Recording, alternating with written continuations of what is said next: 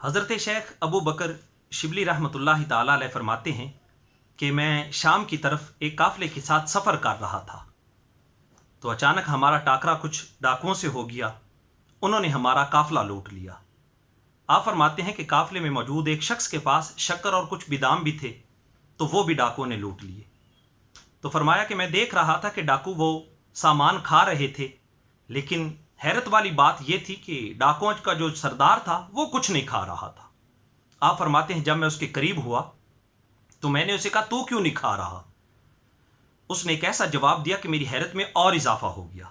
تو وہ کہنے لگا میں روزے سے ہوں. کہا ایک طرف تو لوگوں کا مال کھاتا ہے، ڈاکے ڈالتا ہے، اور پھر کہتا ہے روزہ، تو پھر روزہ کس بات کا؟ اس نے کہا روزہ اس لیے رکھتا ہوں کہ اللہ کے ساتھ صلح کا کوئی راستہ تو ہونا چاہیے.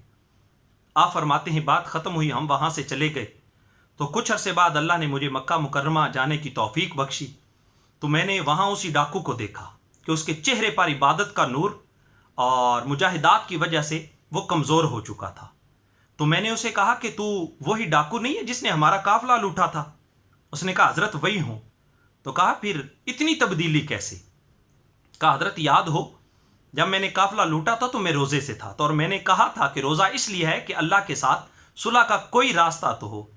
تو کہنے لگا کہ اسی روزے نے میری رب سے صلح کرا دی، اللہ نے میری توبہ قبول کر دی اور اللہ نے میرے سارے گناہوں کو معاف فرما دیا. تو ہر وقت انسان کوئی ایسا راستہ ضرور رکھے کہ جس سے انسان اللہ کے ساتھ صلح کر سکے. تو روزہ ہم پر فرض ہے. آج کل روزوں کے دن ہیں تو روزہ نہ چھوڑیں، روزے رکھیں، اللہ کے فرض کردہ ہیں، ہر لمحے اللہ کی رحمتیں